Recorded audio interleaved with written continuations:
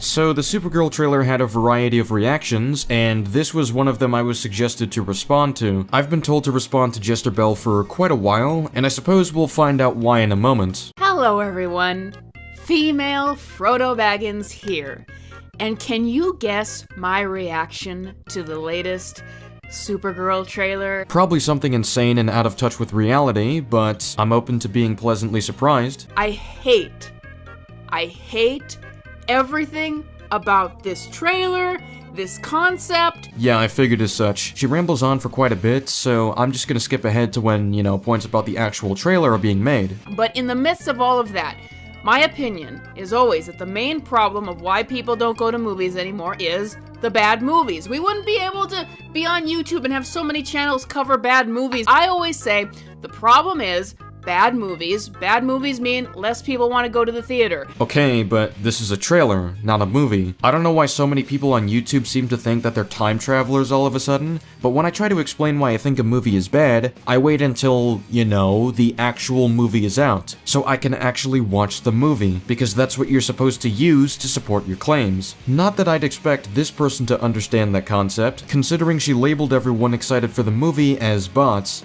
I had fun ratioing you on Twitter, by the way. So, let's get into the marketing behind James Gunn's Supergirl. I know that Craig Gillespie, who did do a very good movie with, I, Tonya before, I know that he's technically the director of this movie, but make no mistake, this is a James Gunn movie. It is James Gunn through and through, in the same way that all movies that come from Marvel are essentially just Kevin Feige projects. James Gunn is just hiring yes men to make his project. So, we went from it's James Gunn's Supergirl to acknowledging that it's directed by someone else and therefore someone else's vision, to calling it James Gunn's Supergirl anyway. Now, it's still pathetic when people make this claim that this is a James Gunn movie because they didn't bother to check who actually made it, but that's less egregious compared to knowing it's directed by someone else, yet calling it a James Gunn film anyway. How does that make any logical sense? Also, your comparison is wrong. Iron Man is a completely different movie from Winter Soldier. The Avengers is a completely different movie from Guardians of the Galaxy. The directing style of those movies are blatantly different from one another. Kevin Feige being a producer doesn't mean they're not their own movies. Let's talk about the marketing behind Supergirl.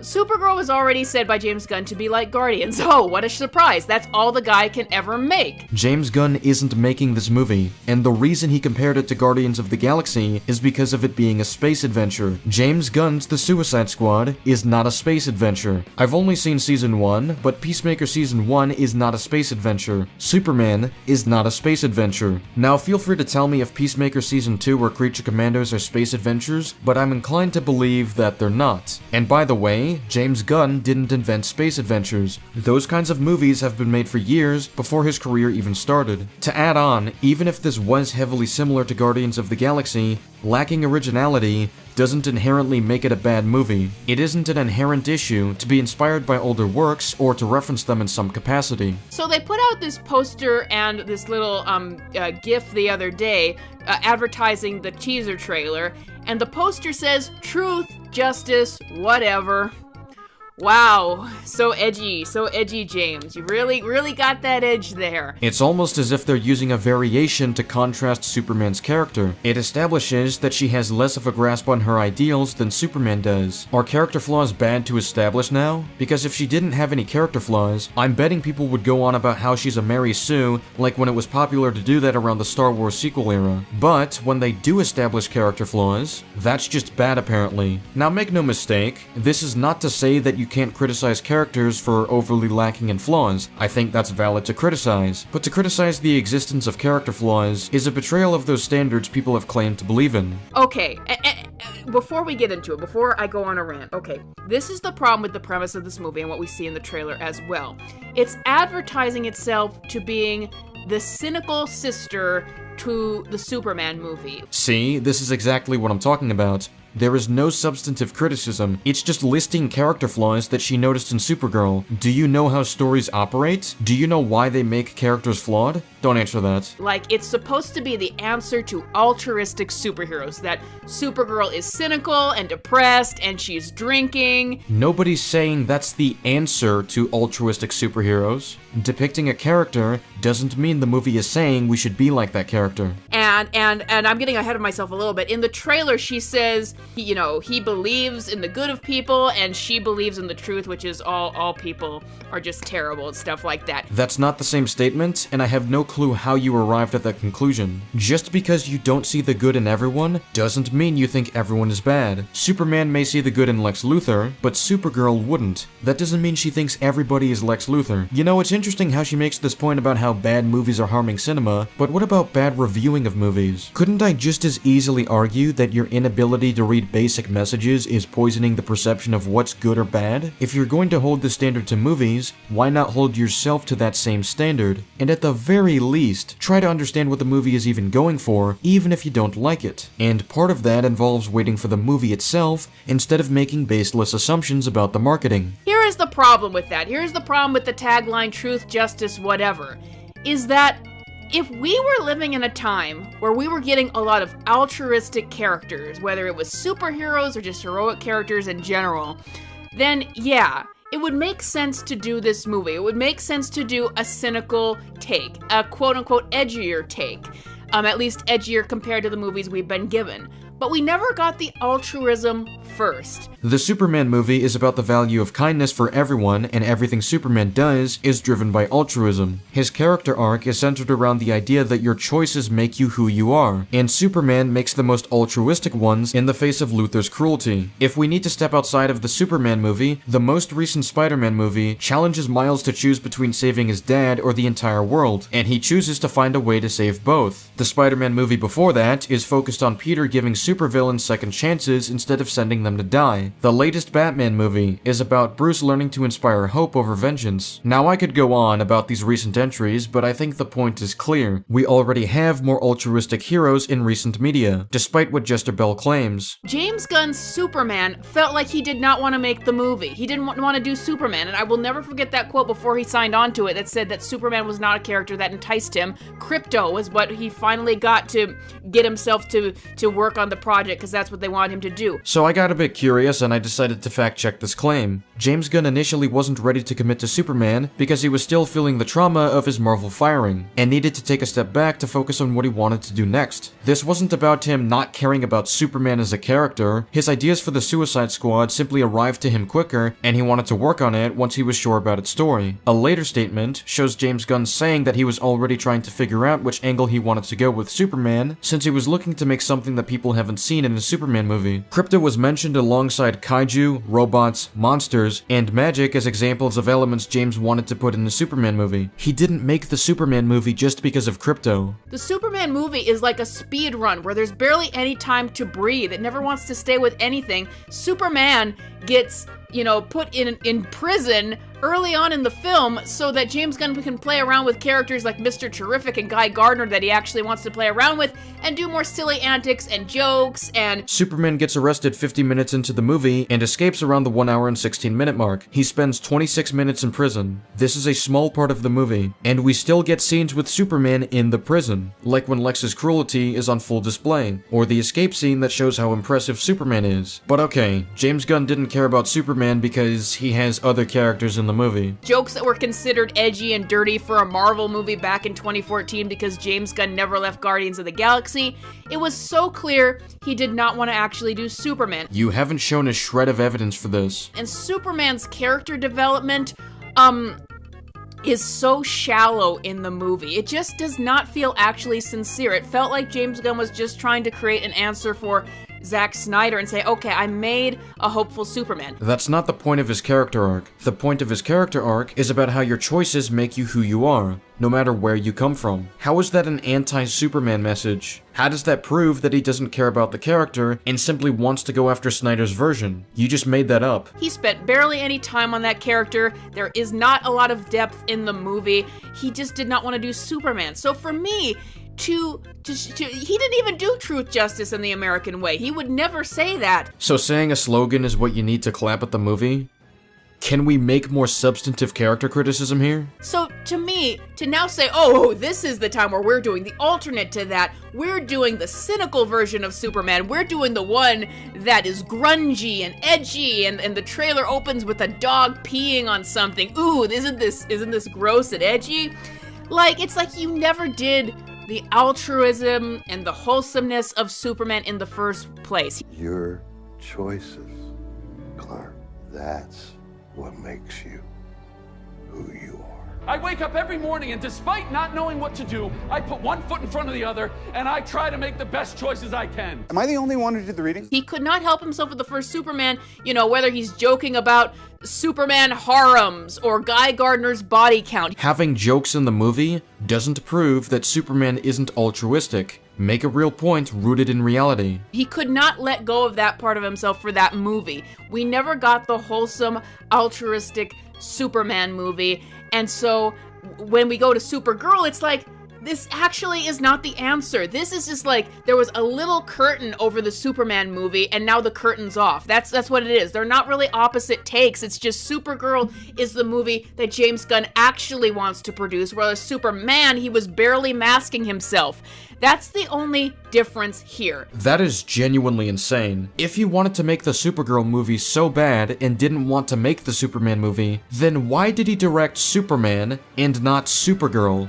Your point immediately doesn't make sense. So yeah, truth, justice, whatever, that doesn't work when you didn't actually go with truth, justice, and the American way in the first movie. The movie shows him representing truth as a reporter. He makes sure Lex pays for his crimes. He releases everyone Lex has captured so they can pursue freedom. Just because he didn't say the slogan you wanted him to say, doesn't mean he doesn't act on what those ideals mean. So, but then, oh my goodness, that GIF literally shows Supergirl wearing the same headphones and Walkman as Star-Lord. I'm not making this up. It's the same, you know, orange headphones and Walkman that are nostalgia from the 80s, because who uses cord headphones anymore? We're getting that again. He is making no attempt to even mask that this is just a copy of Guardians of the Galaxy. Referencing something isn't copying something. Your intro literally has you referencing Frodo Baggins. You've made that part of your identity, but that doesn't mean you're copying Lord of the Rings now, does it? Supergirl is literally an insert for Star-Lord all over again. And then we get to the trailer itself. And, I was over it. I was over it when it started. If you want to get me to see a movie, a CGI dog, a badly CGI dog peeing on something is not gonna make me want to go see it. Well, given that you are evidently entering this discussion in bad faith, I don't think anything was ever going to entice you to watch it. And I think there are a lot of disingenuous people online that just want to hate on the film. They don't want to make it better, right? They want to hate on it. But that's the thing about the trailer, is the trailer looked like pee. It's like, that is the first image they put in your mind when it starts, and of course they have the 80s retro music with Blondie, of course, because this is just Guardians of the Galaxy all over again. And you go to space locations that are very much Guardians of the Galaxy, and it's... Going to space locations isn't exclusive to Guardians of the Galaxy. Why do people keep saying this? There's a difference between copying something versus sharing qualities. It's embarrassing that that is all James Gunn knows how to do.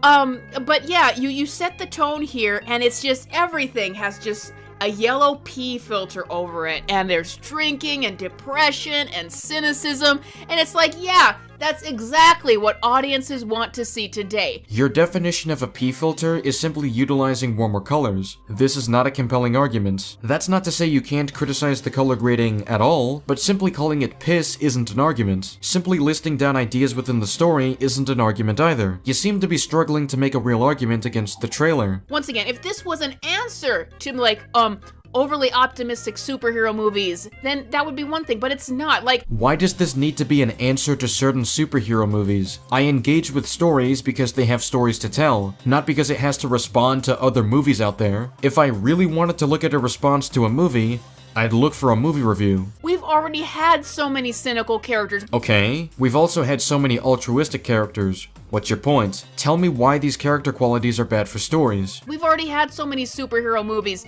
that don't understand what a hero is, and that where the heroes are actually selfish. It's not interesting to see another one. It's not interesting to see a Supergirl who has this incredible power and is out as one of the last Kryptonians, is out there wasting her life away, drinking and getting into fights. How is it not interesting to show the side effects that losing Krypton has on her? Shouldn't stories focus on the flaws of our characters instead of glossing over them? Make a real argument as to why this premise is harmful to the story. You haven't done that yet. It's not enticing, and it's like, we've seen it a million times over now. Okay, and we've seen Superman be altruistic a million times over now. Now that Supergirl is going in a more unique direction, that's bad? But yeah, it looked awful, and it's just like, James Gunn cannot make anything new. It's all, he cannot escape that one movie he made in 2014. It's funny how you keep repeating this point when you run out of things to say, then accuse James Gunn of not being able to do anything new. None of your arguments have actually held up, and we're about halfway through your video.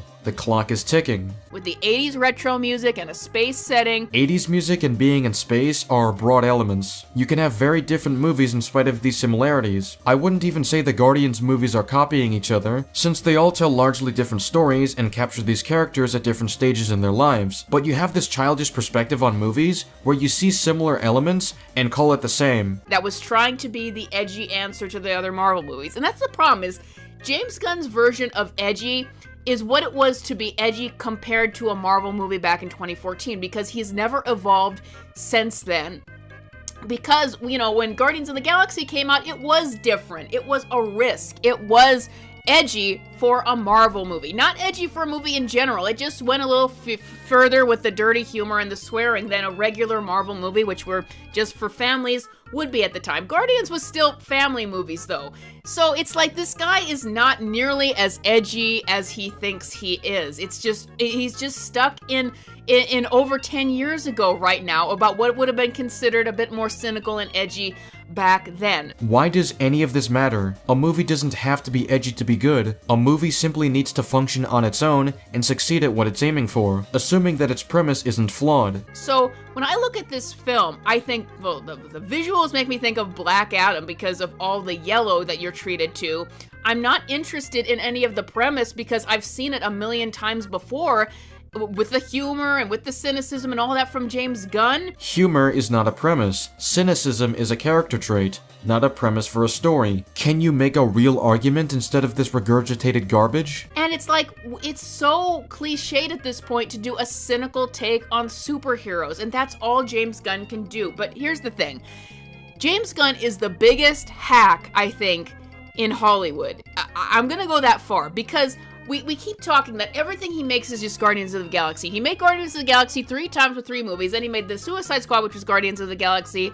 Then he made Superman, which was a masked Guardians of the Galaxy. He even gave himself his own Guardians team so he wouldn't have to be stuck with Superman. Then he does Peacemaker, which is more Guardians of the Galaxy. And now he does Supergirl, which is more Guardians of the Galaxy. Oh my god. I'm dealing with a 5-year-old here. Oh, there's 2 or 3 elements that are vaguely similar? That's Guardians of the Galaxy. Oh, a character is shown to have flaws that are not normally seen in superheroes? Well, that's just cynical and therefore the same as Guardians of the Galaxy. Get some standards for how you criticize media. Seriously, I'm gonna skip ahead until anything new is said. But Guardians of the Galaxy, the first movie, wasn't even his idea. Now, this is something that actually has been getting out there for a while now. It's been talked for years, and it was really shown a light on in the book about the reign of Marvel Studios. But James Gunn's narrative about the creation of the first Guardians of the Galaxy movie has always been that, yeah, Nicole Perlman, she wrote the script, and then he completely rewrote the script into his vision and gave it, you know, what Guardians of the Galaxy is, with the music and you know, the characters and all of that kind of stuff. But what has been said behind the scenes is, what the actual truth happened is, Nicole Perlman came up with the Guardians script, and she came up with the idea of Star-Lord having an attachment to the music that his mother gave him, having the Walkman and all of that kind of stuff. And that James Gunn essentially bullied her out of the project and took the script and, yeah, made some changes based on the characters that would be in it, like Nova was taken out, Thanos was changed to another villain, but that she came up with a lot of the core ideas of what Guardians of the Galaxy was, and it was not as much of the overhaul as James Gunn would like you to think it is. There's a couple things to say here. 1, even if what you're saying is true, this has nothing to do with whether or not Supergirl is a good movie, and James Gunn didn't even write or direct the damn thing. Yeah, that's worthy of criticism if true, but there needs to be some relevance here. 2, showing me a claim that someone makes doesn't prove that said claim is true. I'm not saying it can't be true, I'm not saying it's 100% false, but you need to show me something more concrete. I'm not gonna go by someone's word about it. Also, just because he allegedly took 2 ideas from someone doesn't mean he doesn't have any original ideas, because this concerns one character out of the many in the Guardians movies. Now, this part is not as confirmed. I've just heard through the grapevine that also Joss Whedon might have had a hand of what Guardians of the Galaxy was, because Joss Whedon was more involved in, terms of being a consultant with Marvel Studios movies back then. Now, that part is not confirmed. Then why include it? But I say all of that to say is all of this James Gunn copying himself is all over a concept that looks likely was not even his in the first place. A concept that he essentially stole from somebody else and bullied his way into getting credit for it. But you need evidence, not just what you hear from the grapevine, or quotes from people making allegations. But embarrassingly, it's gonna be 12 years since that movie once Supergirl comes out in 2026. That's all he can make anymore. And that's why I call this guy just the biggest hack in Hollywood. Alright, skipping ahead until we get something new. It's funny how James Gunn isn't even the director or writer of this movie, yet she focuses most of this video on James Gunn. Thank you for wasting your gullible audience's time. Back to the Supergirl trailer, yeah, it's like, AI is taking over Hollywood, and it's unfortunate. I disagree that AI is gonna be the magic people think that it is, and that it's gonna make, create our heart's desire. I completely disagree with that. But it's like Hollywood has wanted it to be that way for so long. It's like AI can only ever regurgitate things from the past, but that's already what Hollywood is doing. So instead of going back to the Supergirl trailer like she just said, she goes on a tangent about generative AI. I don't think you have much of a leg to stand on about repeating things when all you've been doing is repeating the same terrible point you've already made, skipping again until she finally makes a point that she hasn't repeated. It just is not interesting to me, so I think that this is just gonna wind up being overlooked by audiences. If Superman couldn't get to 700 million, I think this would be lucky to be a 300 million movie. I just don't think anyone is going to watch this. It's interesting how specific 700 million is. It's almost as if that's a tactic to make the film seem unsuccessful when 600 million is still a box office success. That's basically the end of the video. Nothing else that hasn't been said before gets said moving forward. It's really strange to me when people like JesterBell pretend like they actually have standards when it's apparent that they have little standards for the things that they're criticizing. If you're reaching a point where you say it's bad to depict character flaws and fail to explain it with any depth or accuracy, then I think it's time to rethink what you're saying. Rage bait. There's the kind of rage bait where it's between friends and it's funny to laugh when you make them lose their shit. Then there's the kind of rage bait online where you just sit back and you say to yourself, that is the most ridiculous bullshit I have ever laid my eyes upon. For my example, this video titled 2025 is the worst year of movies I've ever lived through. Quick heads up, I am working on the Digital Circus video. I just had to make this because this caught my attention. So JesterBell is a channel that is largely focused on superhero content or Disney content, and most of her content as of late is purely focused on negativity. Now, normally channels like these are similar to Critical Drinker and Nerdrotic that often just farm engagement rage for views, and I tend to avoid those or make fun of them because it's just pessimistic slop, as I call it. But when I saw this title and this thumbnail, I raised my eyebrow because to anyone who genuinely gives a shit about cinema, this kind of statement just screams rage bait. And I'll be honest, I fell for the bait. Actually, having seen the video, I have to say, it's even worse than the title. Some of these takes are unbelievable, and I wouldn't even bat an eye if there were opinions. But the video is not just about that. JesterBell makes a couple of statements about the state of cinema in here that are just straight up misinformation, and I just had to call this out. I'm not innocent. I have made 2 videos criticizing a film, but that's 2 out of 19 videos on my channel, while this woman probably made 200 and only 2 of them are positive.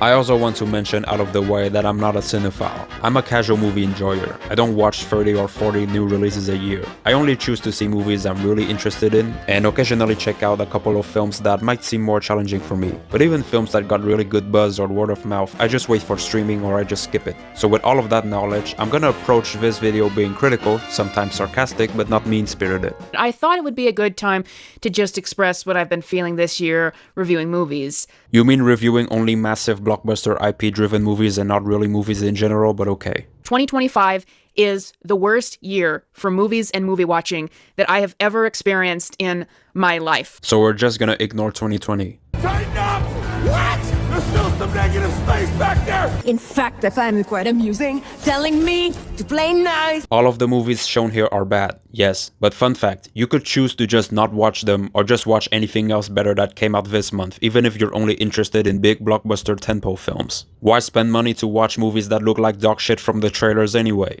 Oh, right.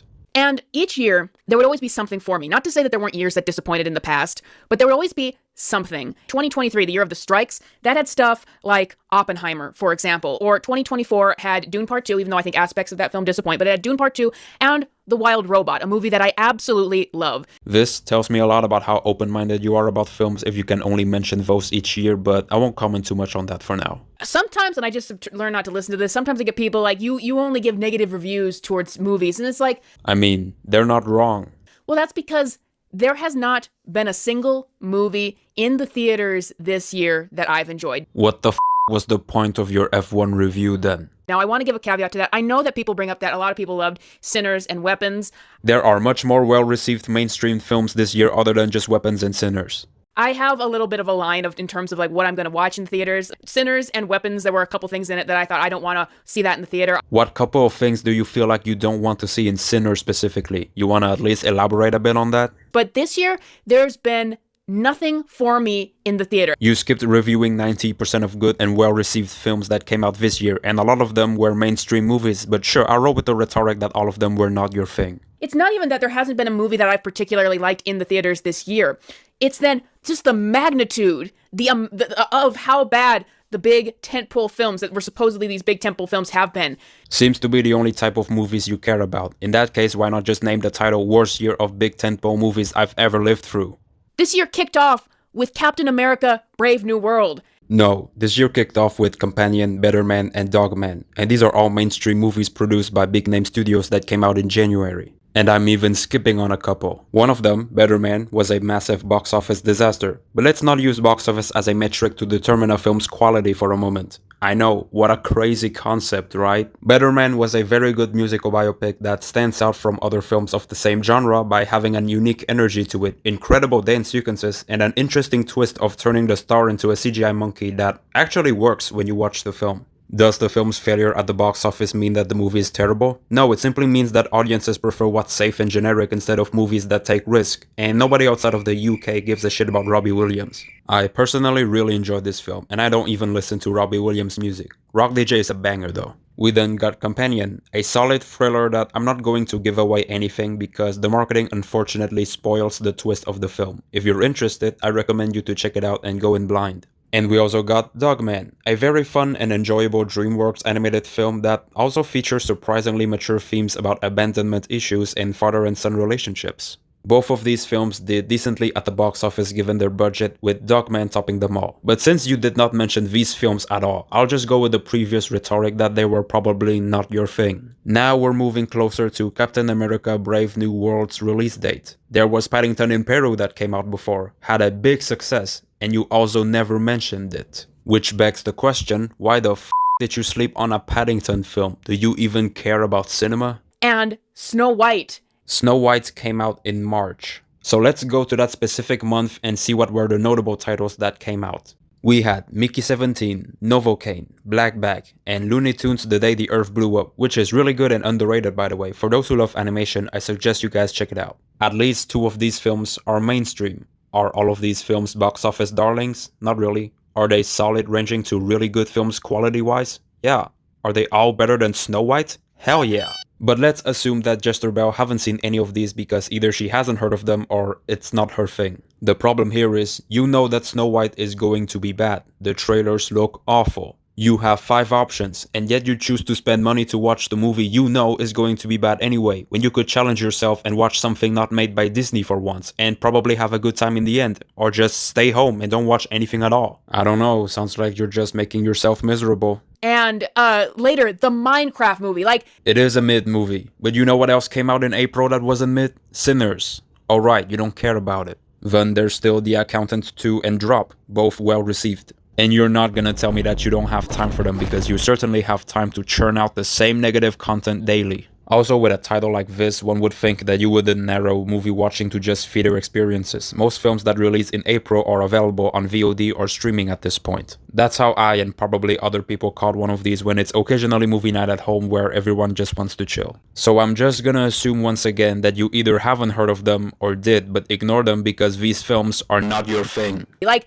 even the films, and this has been a terrible year at the box office. Ninja 2 is a movie that made somewhere around $2 billion.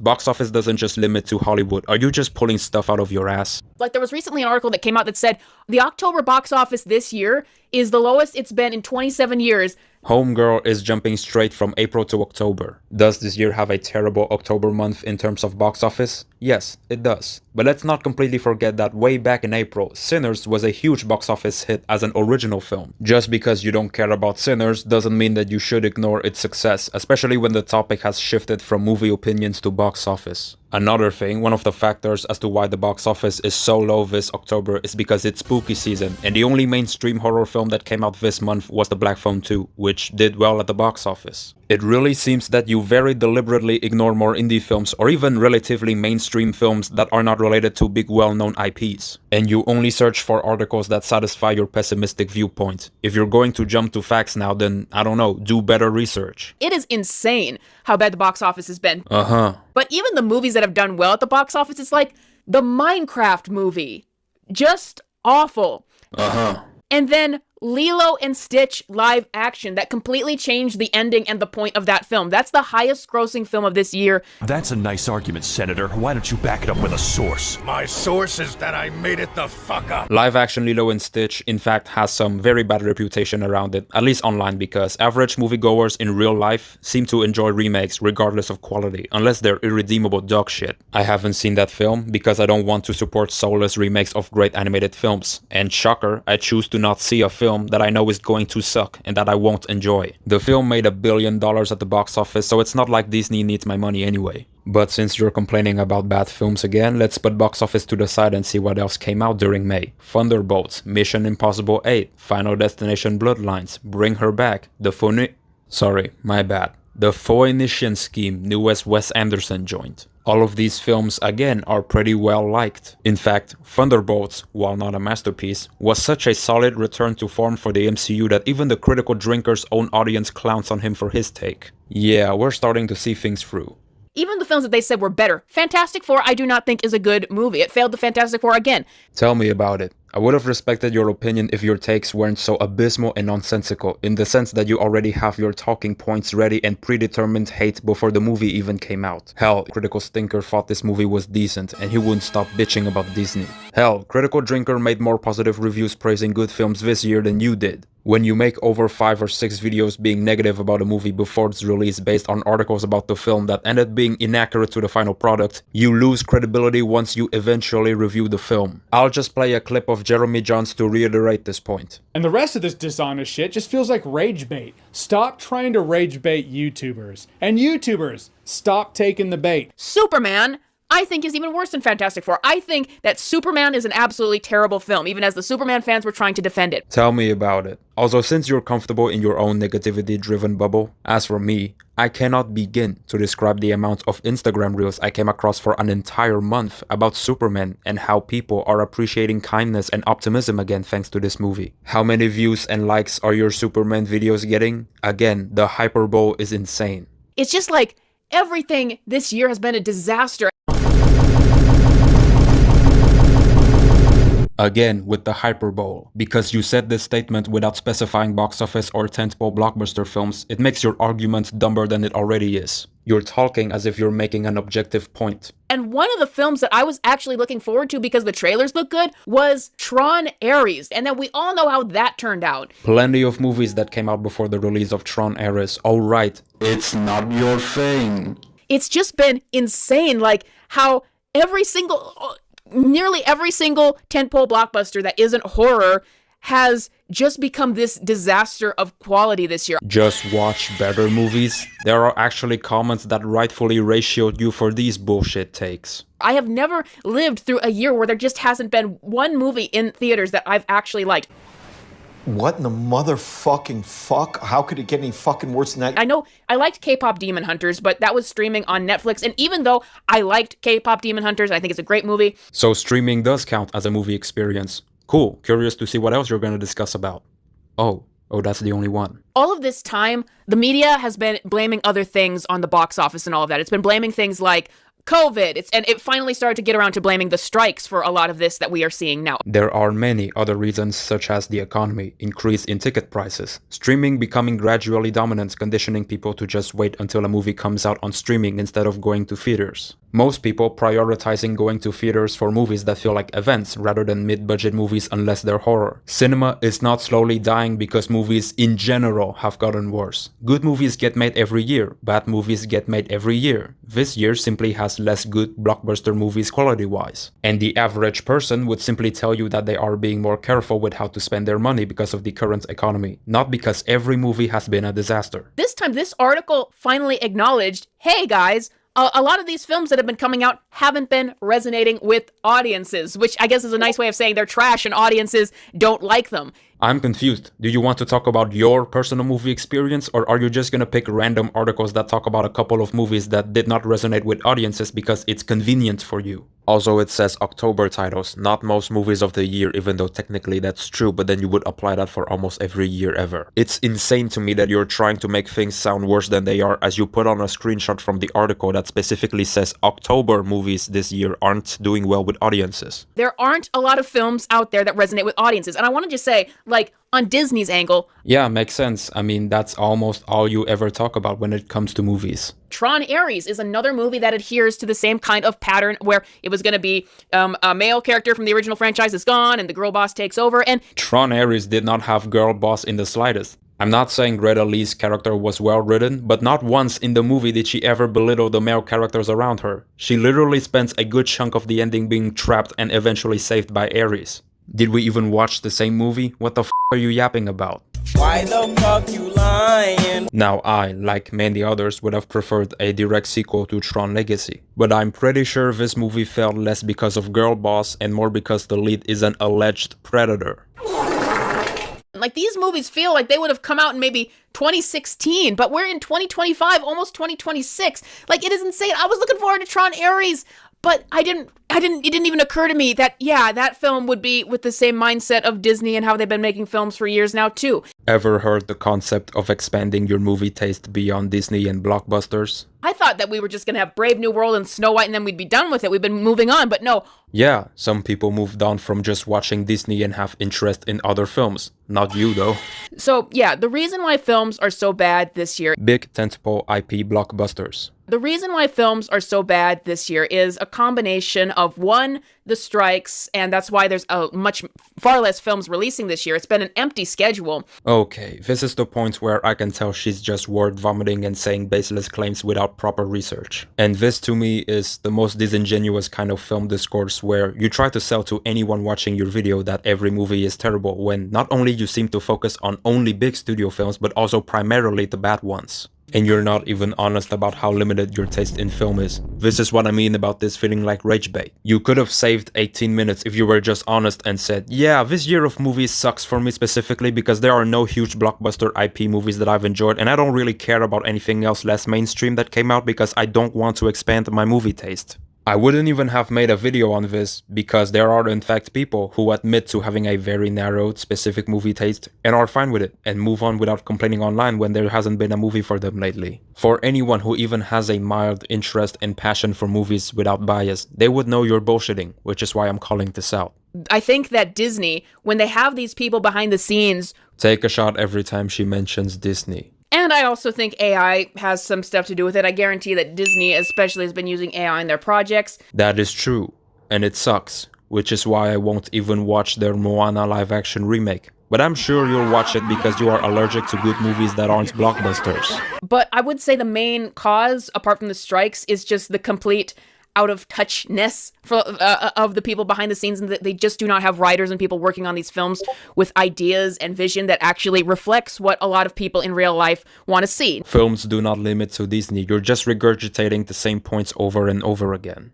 You know what's sad about this? Rage bait or misinformation is at least supposed to be funny. This shit ain't even funny, bruh. It's just embarrassing to watch. This is funny, this is not. Is this going to get better next year? Because there's a whole lot more tentpole films next year and for the remainder of the year. Going forward for the rest of this year, Wicked for Good and Avatar I think will definitely sell. Yeah, the year is not over yet. Why did you make this video then? Moana live action remake, unfortunately that'll sell. So it seems like there are more films next year and the remainder of the year that might actually pick up, but I still think we're going to have a lot of surprise bombs, especially from Disney. I think that people are going to be awed at how bad Mandalorian and Grogu as this Disney Plus streaming movie in the theaters. You must have a love-hate relationship with Disney at this point. You keep complaining about them and yet you keep planning to watch their movies and ignore anything else good that comes out. It's like as if you have an abusive boyfriend. It's not even that he's handsome, he looks ugly as f***, and the sex is terrible, gives you every reason to leave him, and yet you stay with him anyway. That's the vibe I'm getting. Speaking of Mandalorian and Grogu, I knew Project Hail Mary is gonna come out in 2026. I knew Christopher Nolan's Odyssey is gonna come out. I knew The Bride is gonna come out. I knew about Alejandro González Iñárritu's newest movie starring Tom Cruise. I knew about the Backrooms movie. Before I even heard about the existence of Mandalorian and Grogu and the fact that there's a trailer of it. All those movies I mentioned are gonna be released by big studios for the record, with the exception of the Backrooms movie, but to be honest, A24 is pretty much recognized in movie discussion now. No one honestly cares that much about Star Wars anymore. Why are you still talking about it? No, you're still holding on! Let go! Talk to people in real life, just casuals, like, they checked out of the MCU back and at Endgame. What's stopping you from doing the same thing? So next year, it's like, I think that there are far more films. There's far more films that seem like they're going to be released next year than this year. Also, I've only seen you mention stuffs like Super Mario Galaxy, Moana, Doomsday, Mandalorian, Dune 3 for 2026. I've dunked on you a lot for barely doing any research, so I'm kind of whatever by now. But not even a single mention of Spider-Man Brand New Day is pretty crazy coming from you. And I think that there's going to be a lot more hits at the box office, but I think that there's still going to be a lot of surprise failures because so much of this stuff, like Mandalorian and Grogu and Doomsday. The amount of times she mentions box office makes me wonder if a lot of original films she skipped on this year were because they haven't made a massive success financially despite having critical acclaim and word of mouth. Which, if that's the case, it's very stupid. But another reason, of course, could just be that whenever she reviews good movies, she doesn't get as much views, which means hate videos help her gain more of that YouTube money. Unfortunately, that is the internet space we're living in. I'm gonna leave that for later. Either way, when the title of the video is you saying how this is the worst year of movies you've ever lived through, I expected more, I don't know, personal experience watching different movies that came out this year. I don't know what the fuck you're talking about.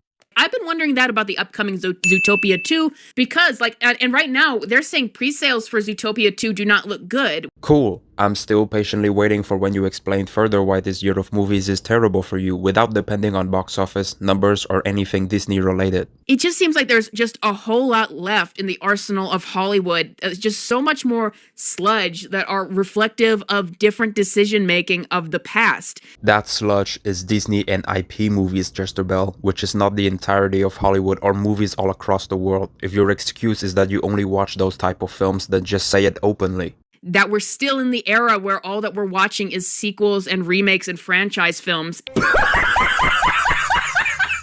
Gee, I wonder why there are so many sequels and remakes. I have scrolled through her YouTube output this year and the only original films she reviewed are Elio, F1 and K-pop Demon Hunters. I don't usually do the actually thing, so I won't. I'm just gonna give it straight. You're in no f***ing position to complain about there being too many sequels and remakes. Yeah, free speech and all. Your speech is free, but it's also certified ass. Like, I just don't see an end for this bad quality that is before us. And it's just so obvious to me more than ever how things have changed, where I'm just thinking about how, years ago, you used to get bad movies like Aquaman and Captain Marvel and Venom to sell. You're really only fixated on these. I found a comment on the internet and it perfectly describes the kind of movie person JesterBell is. Like, I cannot find a better example. It is perfect. That's just kind of me venting in this video about just how bad it's been this year and to see how much this has fallen. But I still think that it is very important. It's very important to keep up the shared experience of the theater, the shared experience that people lost because of just how bad it's gotten and how bad the quality of these films are, and that they're just not reflecting us. Notice how she keeps claiming movies are failing and becoming worse quality-wise without clarifying that specific movies she's been looking forward to have been bad to her. Which is why it's insane how you complain to there being too many sequels and remakes when those are almost the only movies you seem to review.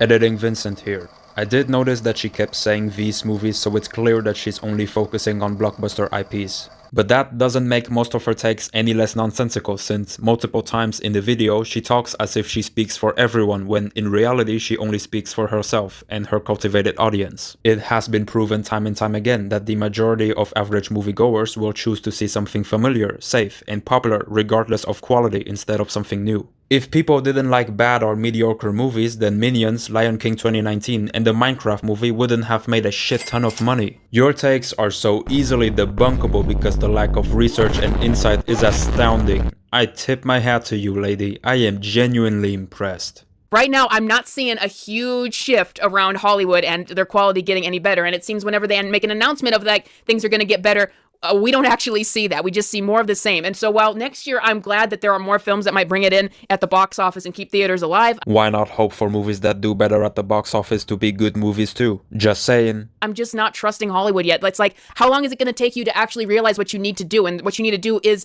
not go to AI. You need to get rid of the idiots who are currently writing your films. I agree. But again, that is for a couple of films. Shut the fuck up. Shut up. What are you doing?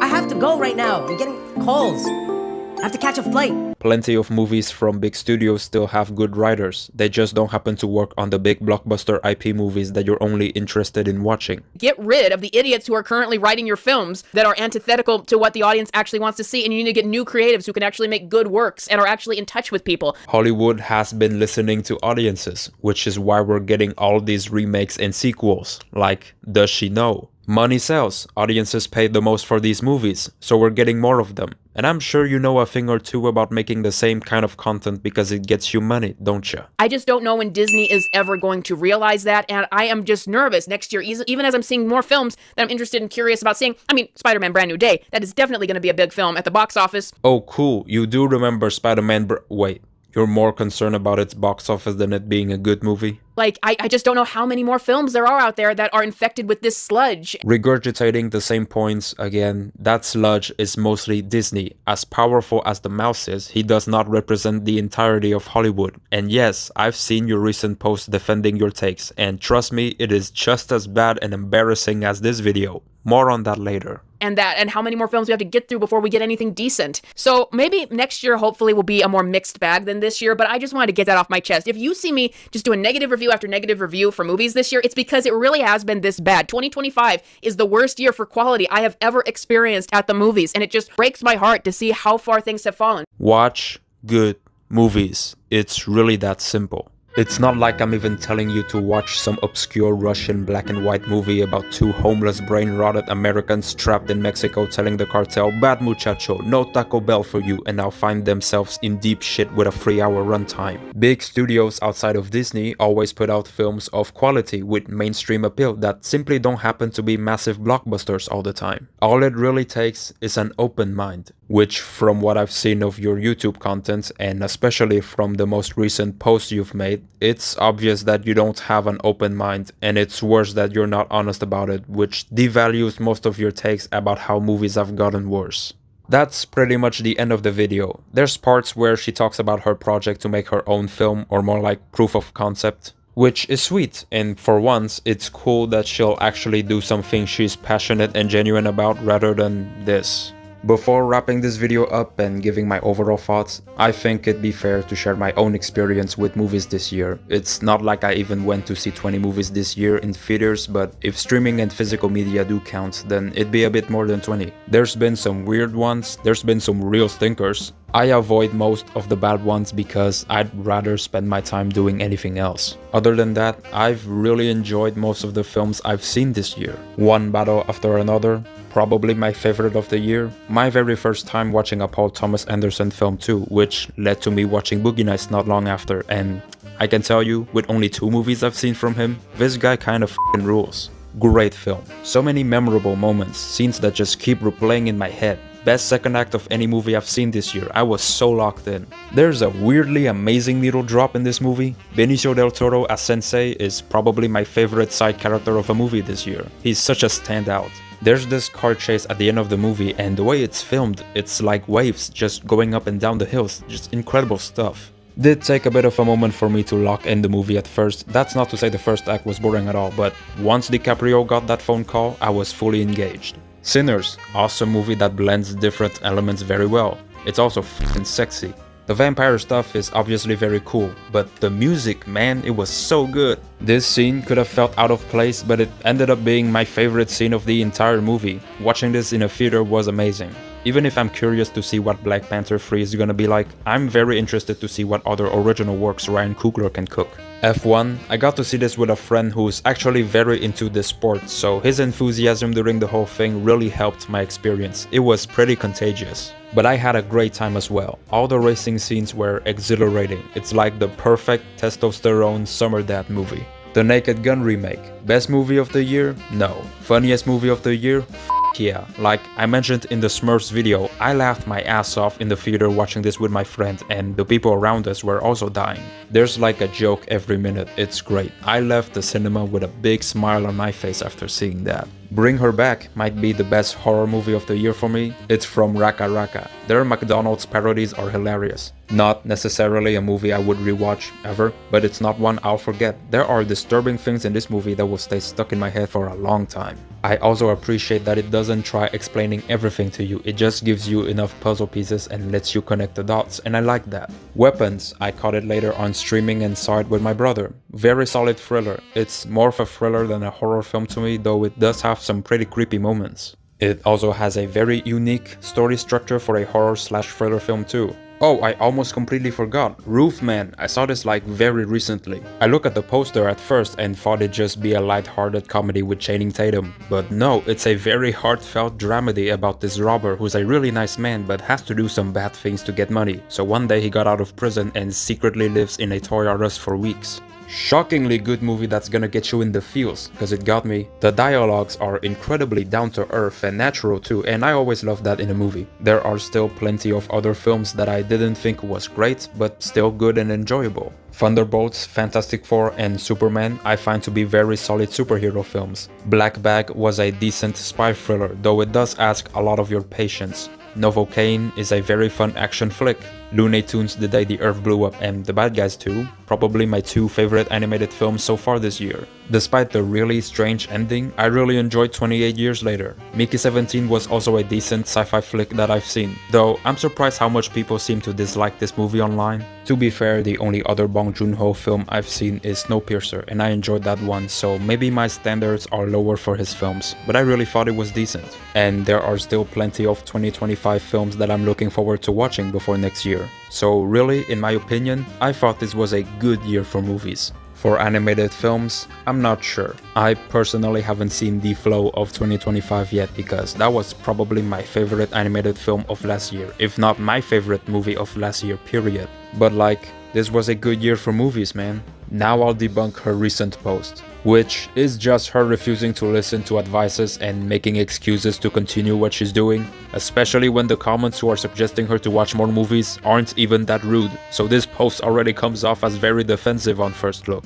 Meaning I need to watch more obscure films to find something good? No, that's not what those people mean. You don't have to watch obscure films to find something good. There are dozens of mid-budget, other high-budget mainstream movies of good quality this year that you can watch at home, on streaming, without even going to film festivals. Just do a Google search of 2025 movies, see which one seems intriguing and new to you, and if it's interesting enough, give it a shot. It's like almost anything that isn't a massive blockbuster, IP, or Disney movie does not exist in this woman's eyes. Or she knows, but she hides it behind her exaggerated interpretation being, oh, you want me to watch more obscure niche movies that very few people know about. When I'm talking about how bad movies are now, I'm comparing blockbusters of today with the old ones. Miss, anyone, except for you and your cult, is gonna assume you're talking about at least mainstream films that are not just blockbusters or IP stuffs when you say films. But with how much you say everything, it comes across as you generalizing anyway, or in some cases, straight up lying.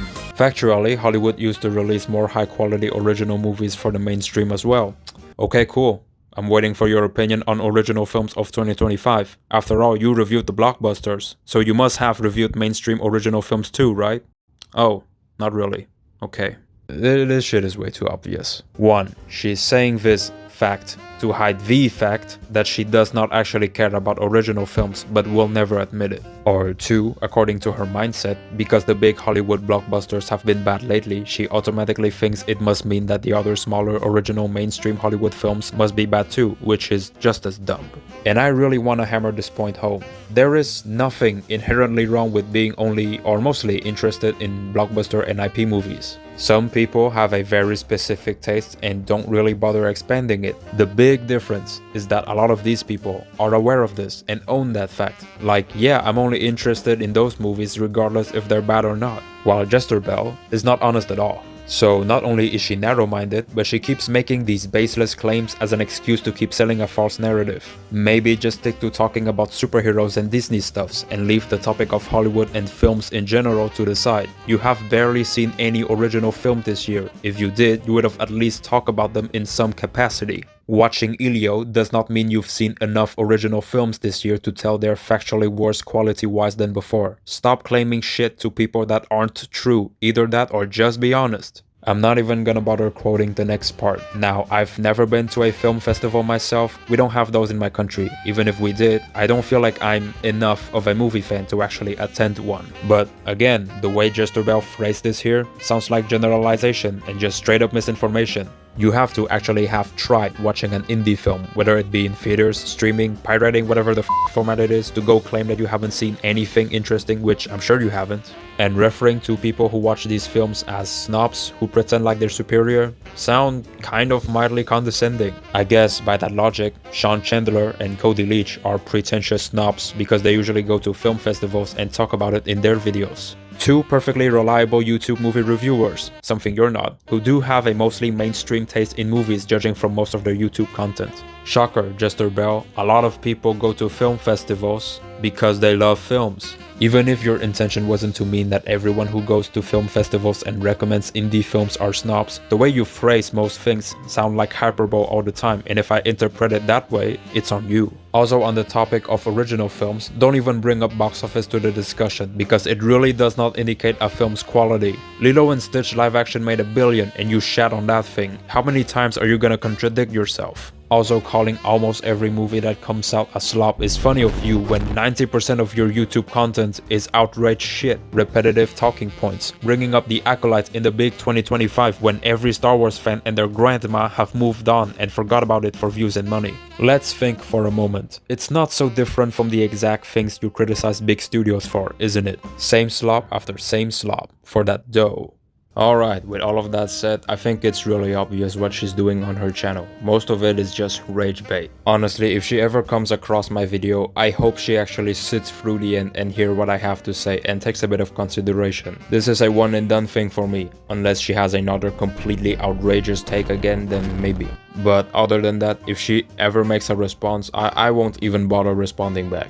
My advices, for one, is simply to broaden your movie taste. It does not mean you have to watch obscure films that no one talks about. Simply give other films that are not blockbusters or IP films a chance. Don't go into movies always expecting to hate them. This applies for most films in general. And don't use box office as a metric to conclude if a movie is worth checking out or not. 2. Be honest and don't always put out content or act exactly how your audience expects you and wants you to. Have an open mind, do what you actually like doing and expose yourself to positive things, positive people. Even if it comes with the cost of you losing your viewers, aka your viewers who always want you to be negative. It's very clear to me that most of the outrage, complain and hate content JesterBell does on YouTube is because they give her the most views, and the type of hate-driven audience she has cultivated agrees on everything she says and repeats the same points over and over again like an echo chamber, even if her takes will seem like nonsense to the common person with an actual brain. But I think this is where JesterBell seriously misses or ignores the biggest point. Her viewers do not want her to be happy. Like, they don't want you to be positive. to feel good consuming good media. They just want to see you be miserable and always be negative so that they feel validated and project the same things. They enjoy seeing you be mad all the time and hate things. They genuinely could not give less of a shit if you're happy and like something. This is clearly seen through the way your videos get views. Look, I get it, money is a strong drug, but I'm surprised your takeaway is to make more outrage slop when your audience clearly gives zero f***s whenever you're happy. You even mentioned this in your Sonic Movie free review.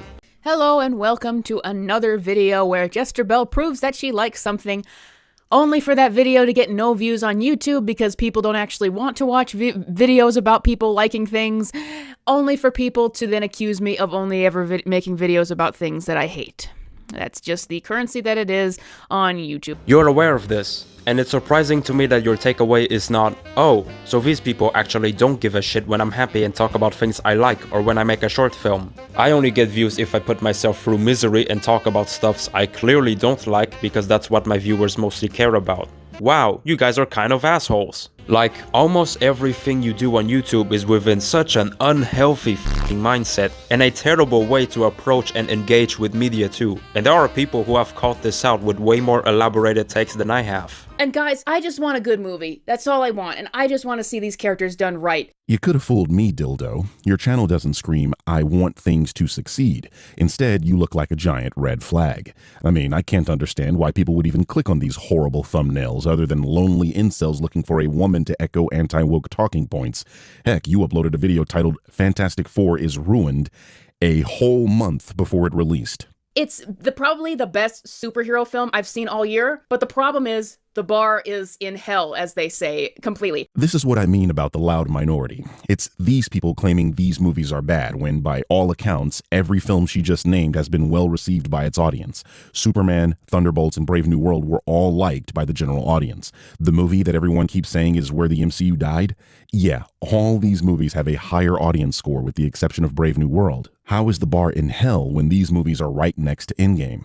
I swear, you people just repeat these false claims until they become a reality in your world. And if you don't like these things, speak for yourself. The way you people speak is as if you're talking for everyone else. I'm sorry, but everyone else has already spoken. This year, 3 flops from Marvel that they put out. These are not Fantastic Four is not a flop yet. This is what I'm talking about when I say these guys don't want good movies. You don't want good movies. You are literally calling it a flop before it even gets into its third weekend. This movie's going to be in theaters for another 3 weeks at least. Superman comes out and it's terrible. And the thing about it is that it's still got a great reception on Rotten Tomatoes. But if you So everything you say about it, is ignore everything that exists in reality and just project whatever your narrative is. Ignore all of it. Everything you've said up until this point is subjective or ignoring reality. It's a combination of those two things. Baffling that your audience still listens to you at this point.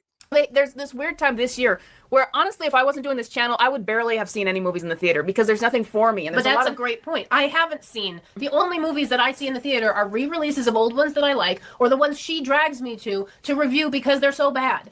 Okay, so here we go. I actually didn't even catch that, but let me sit here for a second and just stew on this for a moment. JesterBell just said that if she wasn't running her channel and doing the kind of content she's doing, she wouldn't be watching movies. So I need everyone to understand what that means. And I know some trolls aren't going to get it. So I'm going to try and make it very clear for the trolls out there who are going to be in the comments not understanding what I'm talking about here. She doesn't like the movies that are out now. She doesn't like TV shows that are out now. She thinks they're bad. And at a certain point on her channel, she started complaining about stuff that she was watching and engaging with. And then she decided she didn't want to watch it anymore. And instead of walking away from it or going through the process of converting her channel over to things that she loves, she's like, I can make money screaming and yelling and hating stuff, seeing stuff that I don't like, that I know I'm not going to like, so I can get on camera and complain about it. So there is no sort of like silver lining situation or anything out there that she's going to with the hope of liking it. She knows she's not going to like it, or she has to pretend like she doesn't like it because that's what her channel is now. So she just admitted to that. So it's not even a secret anymore. The people out there that are doing this for a living, they're not even hiding the fact that they don't like any of this stuff, and they're never going to it with the intention that it could be good. They're always going into it with the intention that it's going to be bad. Fam, that is fucked up. That is not the way somebody reviews media ethically. You're not going into something, watching it and seeing it based on what it is. You're going into like these movies and doing it with the anticipation that it's going to be bad, with months and months and months of hate and spite and bias going into these movies and then expecting them to what, magically convert you or change your mind? No, you're going in looking for things to dislike, and therefore you're going to dislike it. Anyway, I think everyone should just avoid this type of content. If you watch JesterBell, similar content, or if you're JesterBell watching this video, I hope this is a moment of clarity for you, because at this point, no one is going to save you except for yourself. If you're going to change, you're just gonna have to accept the fact that you're going to lose viewers, but in time, you will gain new followers who actually support you reviewing media you enjoy.